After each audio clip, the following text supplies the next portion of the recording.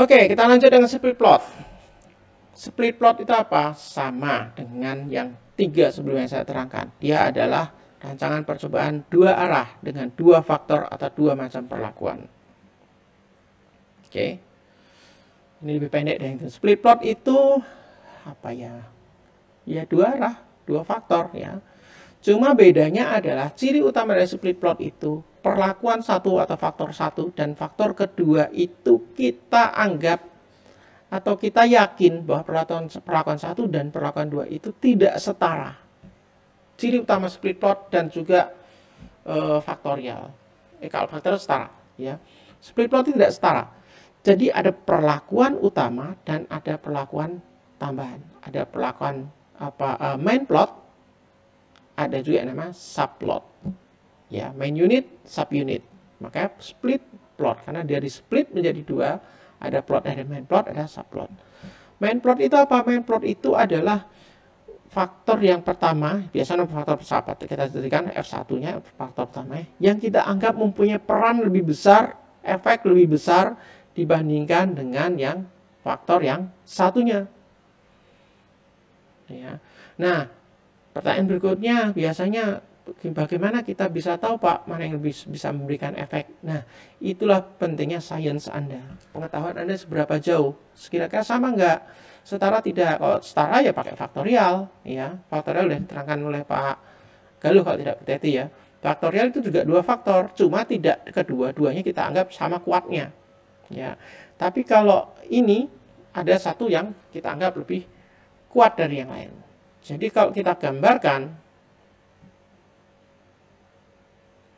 pakai warna merah biar bagus. Kalau kita gambarkan tabelnya faktorial itu seperti ini kira-kira gambarnya. Ini faktor 1 atau perlakuan 1, ini F2, perlakuan 2. Aduh, ternyata susah juga nulis. Aduh, malah geser. Ini F2. F2 misalnya ada beberapa level perlakuan 2, 3. Kemudian ini ada 2 misalnya. Berarti ini kita memberikan faktorial 2 kali 3. Nah, faktor 1 dan faktor 2 kita anggap setara. Dia tidak menginduk ke salah satu atau ya tidak saling menginduk. Dia independen kedua-duanya, tidak ada yang independen. Tetapi kalau misalnya kita bicara split plot itu faktor 1 ya. Faktor satunya misalnya ada seperti ini, ada 3 ya. Sama, ini kebetulan kita buat sama aja 1 2 3. Ini ada faktor 1, ada 3 macam faktor 1, ada 3 level. Faktor 2-nya nggak bisa digaduk dari sini. Nah, faktor 2-nya itu menempel di bawah setiap main plotnya. Nah, makanya dia bilang subplot kan dia nge-sub. Ya. Nah, gambarannya tabelnya nanti kira-kira seperti ini. Jadi ini faktor 1, di dalam faktor 1 itu di dalam main plotnya ada subplot. Di dalam main plot ada 2 subplot dan seterusnya. Kalau ini tidak, dia tidak. Ini ada interaksinya, ada interaksi ya. Kita bisa menghitung interaksi. Di sini kita juga bisa menghitung interaksi. Oke? Ya, memang kalau rancangan percobaan itu kalau Anda tidak sering melakukan penelitian, tidak bermain-main dengan memang pekerjaan bukan peneliti, bingung. Ya, kemungkinan Anda lulus pun Anda hanya tahu satu macam rancangan percobaan yang paling Anda tahu, ya yang Anda pakai untuk skripsi Anda. Yang lainnya lupa semua. Saya paling hafal Latin Square waktu lulus S1 karena penelitian saya pakai Latin Square. Ya, setelah itu baru begitu jadi dosen baru terpaksa belajar satu persatu. Setiap kali membuat penelitian, nggak bisa pakai ini, harus pakai yang lain. Ya, tapi tidak apa-apa, Anda harus tahu semua, paling tidak dasarnya, sehingga kalau poin saya nanti di ujian Anda bisa memilih. Nah, dari 4, gampang aja kan saya hanya ngajarkan 4. Jadi kalau saya kasih satu soal, pertanyaannya ini pakai rancangan percobaan yang apa? Alasannya apa? Anda kan udah kira-kira kemungkinan untuk benar kan 1/4 ya. 25% benar gitu kan. Milih apapun dengan tutup mata. Ya, tapi kalau Anda mau lebih benar lagi ya diperbesar kemungkinannya, probability-nya dengan Anda pahami betul-betul kuliahnya. Oke? Kita lanjut lagi.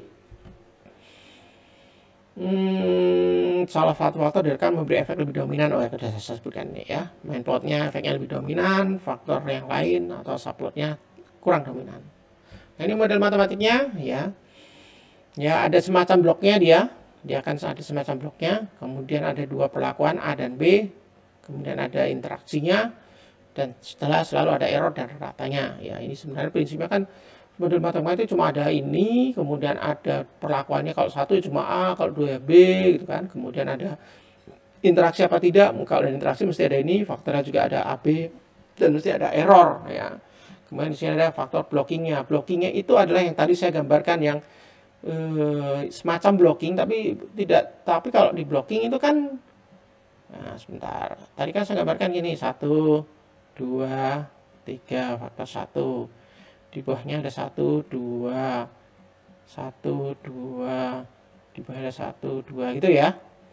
Nah, yang dianggap sebagai blok itu adalah ini kayak ngeblok dia.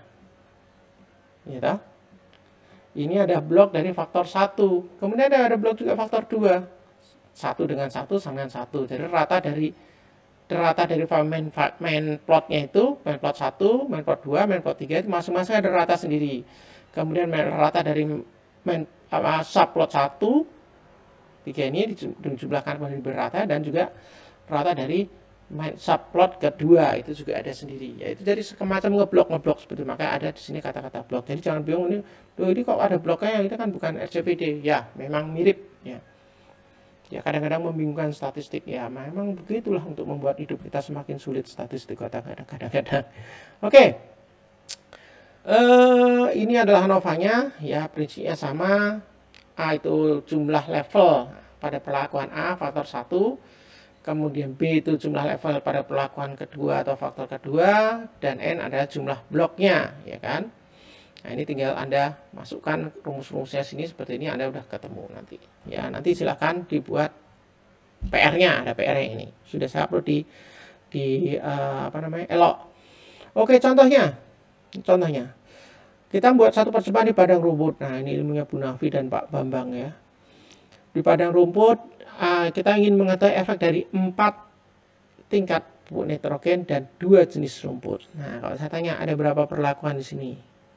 Ya, kalau di kelas Anda langsung bisa jawab. Di sini Anda diam aja, biasa tak tanya gitu, enggak apa-apa. Kuliahnya sambil tiduran. Ini ada 2 perlakuan. Bukan 6, bukan 4, ya, tapi 2. Perlakuan pertama adalah pemupukan nitrogen. Perlakuan kedua adalah perbedaan jenis rumput. Hanya 2. Perlakuan pertama atau F1 ada 4 level. N1, N2, N3, dan N4. Ya, terserah mau diisi berapa persen, tapi kita sebutnya N1, N2, N3, dan N4. Dan jenis rumput ada 2 level juga, R1 dan R2. Oke, kalau di faktorial ini bisa digambarkan dengan mudah seperti tadi begini. Faktorial berarti kalau faktorial ini faktorial 4 kali 2. Jadi ada 1, 2, 3, 4. Dan 2 jenis rumput.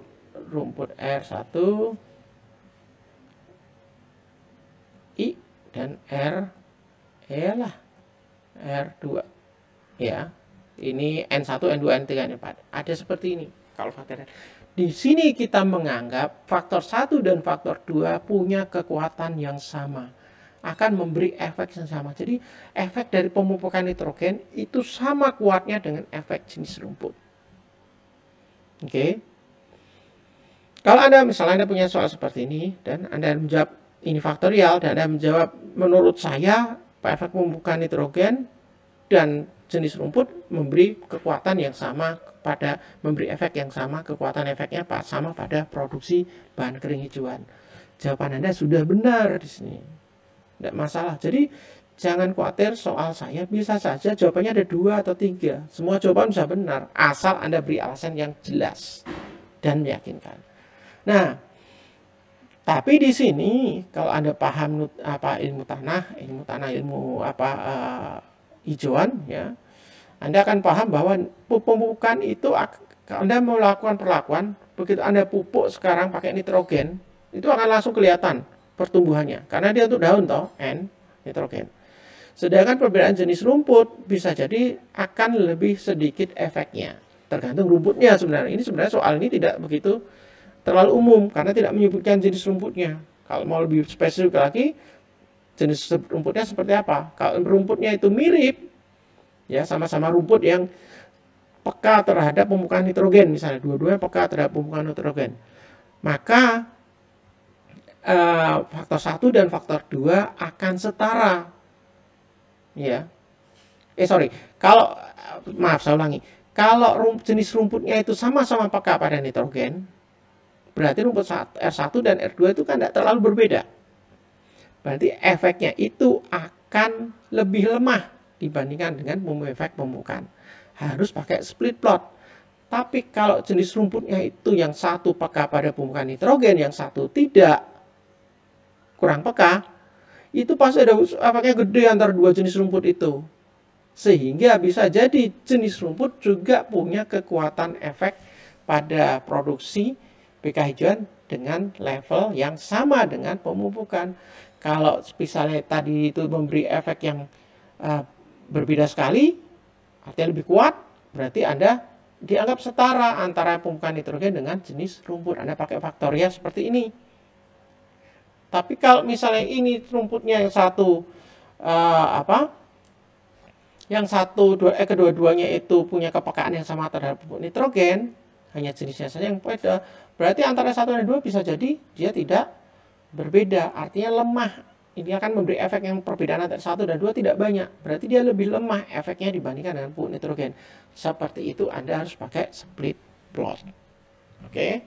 Karena efek pemupukan lebih kuat daripada efek dari jenis rumput.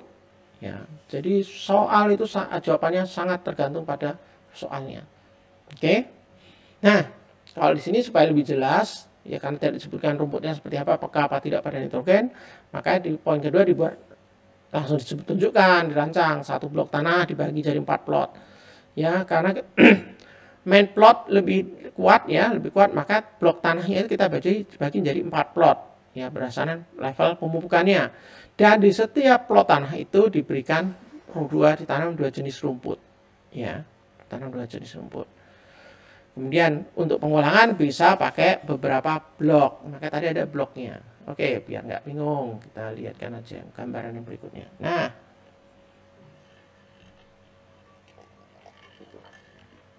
ini tanah penelitian kandang belakang ya, di kebun belakang. Ada satu peta. Satu peta ini, ingat tadi ada main plotnya ada berapa? Ada 4. Berarti kita bagi jadi 4 main plot. N4, N1, dan ini diacak, tidak urut N1, N2, N3, N4 gitu ya, diacak. Ya. Masing-masing plot mendapatkan level pemupukan sesuai dengan perlakuan yang kita sebutkan sini. Subplotnya itu posisinya di dalam main plot.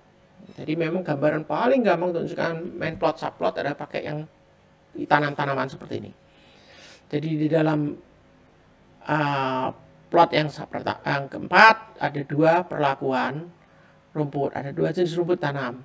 Di plot 1, plot 2, dan plot 3 juga masing-masing juga ada jenis rumput yang tanam. Dan jenisnya urutannya tidak sama. Ini R2, R1, R2, R1, R1, R2, R2, R1, jadi acak.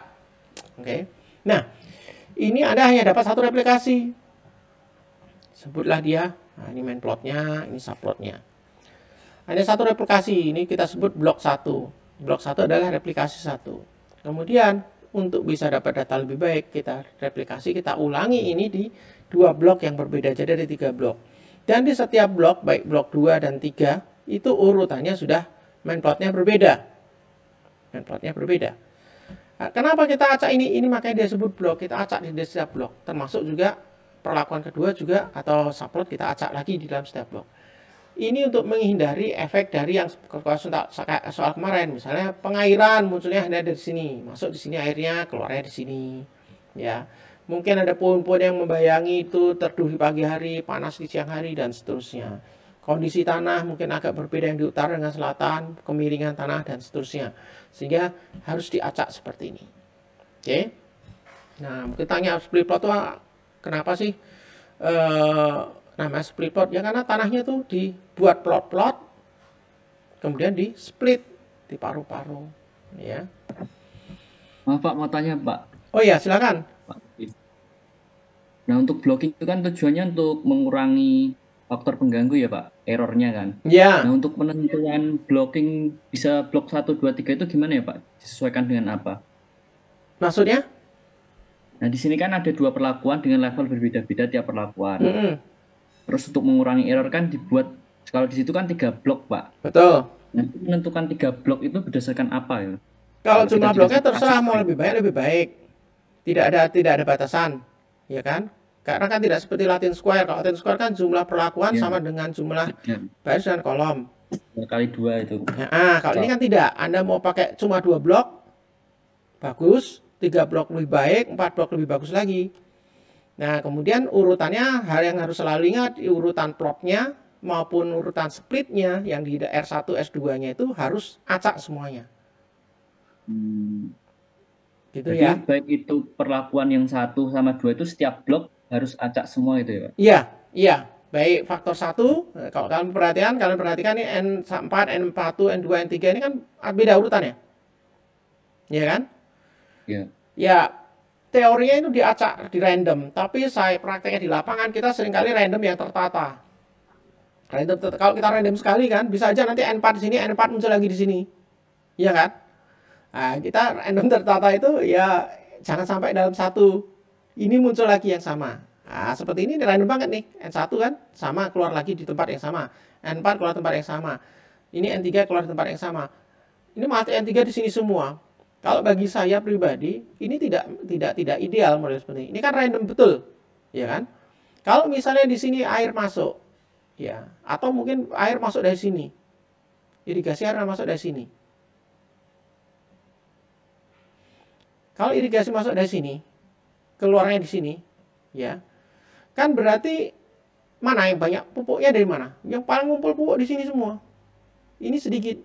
N3 akan relatif lebih tidak subur dibandingkan dengan yang N4 karena di sini ada proses pelarutan, ya kan? Dia paling ujung itu yang keluar dari air, dia akan pupuknya akan terkonsentrasi di situ. Ya, walaupun nanti prakteknya ada jarak, ya ada aturan jarak antara apa, tapi tetap ada kemungkinan tanaman itu akan punya kontaminasi dari yang lain. Nah, itu makanya kita selalu melakukan randomisasi. Kalau ini randomisasi yang random betul, nah ini N3 akan lebih banyak dapat air juga karena ini dekat dengan sumber airnya, sumber masuk airnya.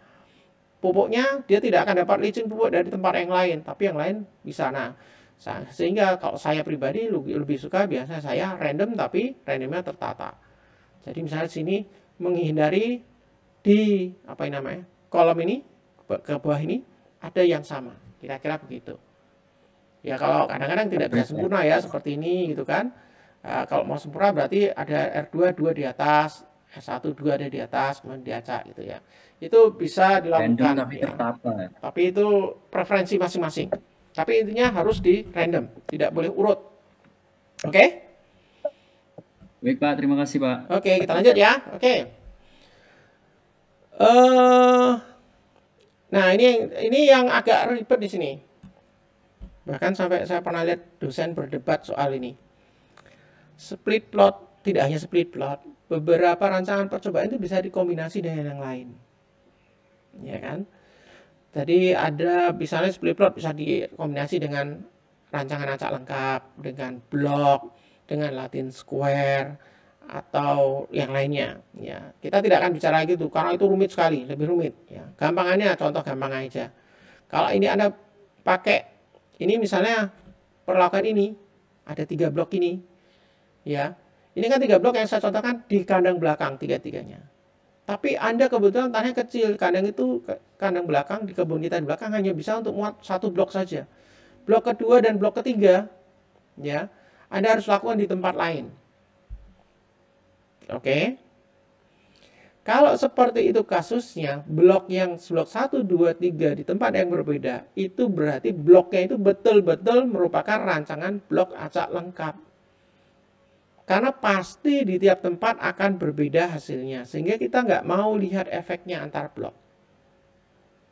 Ya, blok itu akan jadi semacam replikasi, tapi perbedaan antara replikasinya itu akan dikecilkan. Nah, itu yang dimaksud dengan split plot bisa tergabung dengan blok. Ya. Dan bisa dengan relatif dan square dan seterusnya. Kita tidak akan bicara terlalu jauh di sini, ya. Terlalu rumit lah. Boleh rancop itu yang gampang-gampang wae nih saya.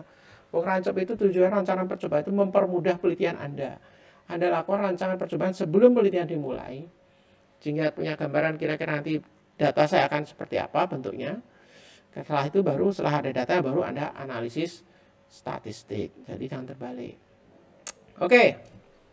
PR sudah ada di ELOC ya. Percobaan dilakukan untuk mengetahui pengaruh dari 4 cara perawatan padang rumput yang berbeda dan 2 macam suplemen mineral. Ya, kira-kira antara perawatan padang rumput sama suplemen mineral sama tidak efeknya, ya. Kemudian kalau di contoh ini dianggap yang faktor A main plot yang langsung disebutkan biar kamu nggak bingung, biar ini jelas main plot. Tapi nanti di ujian saya tidak akan disebutkan seperti ini, nggak akan disebutkan.